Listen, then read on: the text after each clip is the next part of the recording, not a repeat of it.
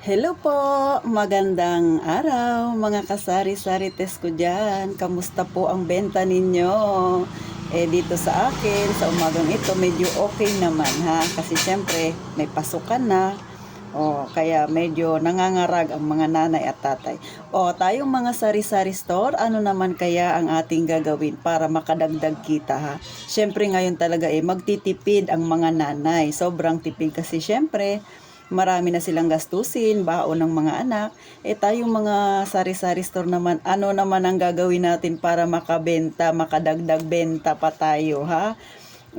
Ito yung aking mga ginagawa. Baka ito rin yung ginagawa ng iilan nating mga kasari-sari test na may maliit na tindahan. Number 1, ha? Bumibili ako ng naka-promo, ha? Mabiskwit, mapadilata man yan, di ba?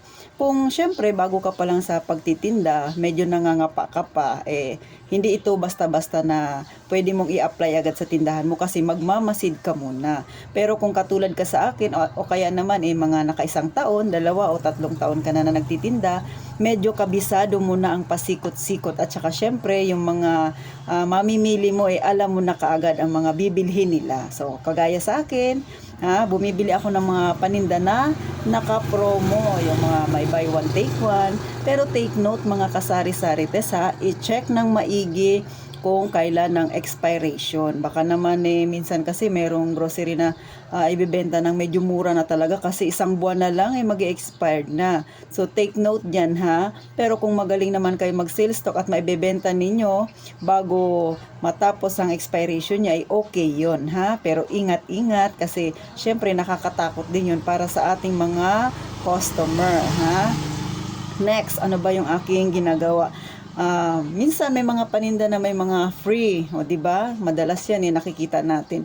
Syempre kung ikaw ay normal na mamimili, hindi ka bibili noon kasi syempre marami siya. Pero kung ikaw ay may tindahan, pabor na pabor yun ha. Yung mga may free diyan, may mga libreng kape o kung ano-ano pa kasi yun ay dagdag income din. At saka, syempre, tipid na yun sa atin. Pangalawa, yung mga biscuit ng mga free na yan, pwede pa nating ibenta. O kaya naman pag may customer ka ha, pag medyo maraming binili, pwede mo siyang i-free, di ba? Magiging dagdag customer mo pa yon. Kayo ba may mga ganyang style ba kayo mga ka-sari-sari test ko diyan, di ba? May customer ka na hindi naman talaga siya palagi ang bumibili pero dahil ang dami niyang binili at nakita mo may anak siya na turo ng kung ano, maaari mong ibigay na free yun sa kanila, yung free na nakuha mo, di ba?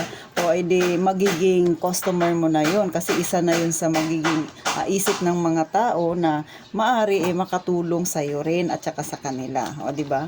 Hindi ko alam kung style nyo rin yan pagka maraming bumibili may palibre-libre kang binibigay na items ha? Pero maganda naman yun as long as hindi ka naman malulugi. Syempre free lang naman din yun sa'yo, pwede mo ring i-free sa customer mo yun, di ba? Isa yun sa way para madagdagan ng customer o kaya magkaroon ka ng regular customer.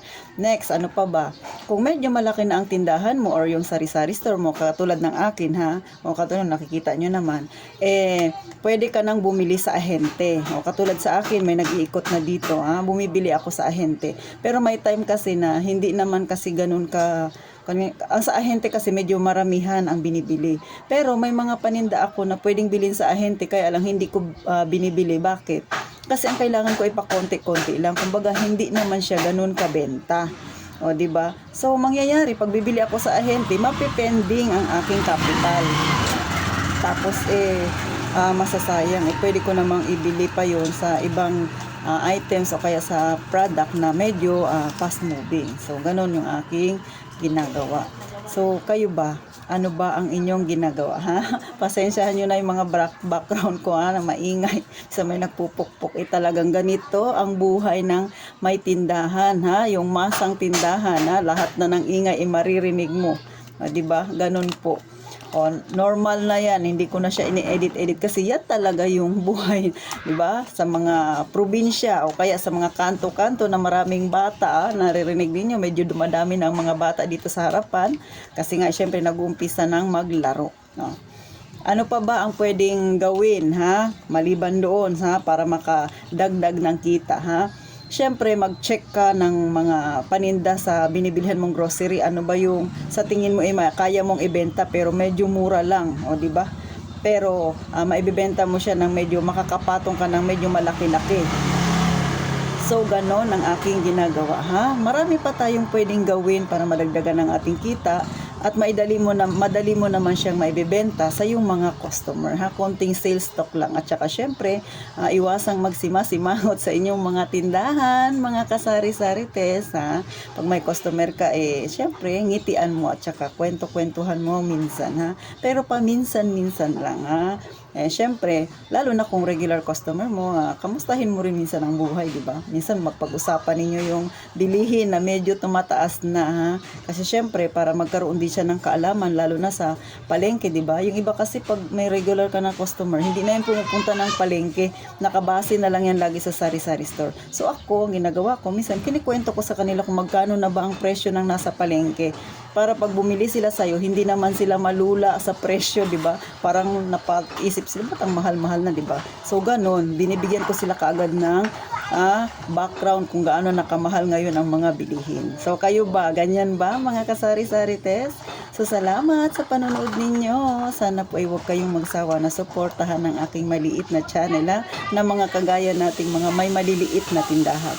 So, salamat po. Huwag niyong kalimutan i-subscribe ang aking munting channel. Mag-iingat po tayong palagi.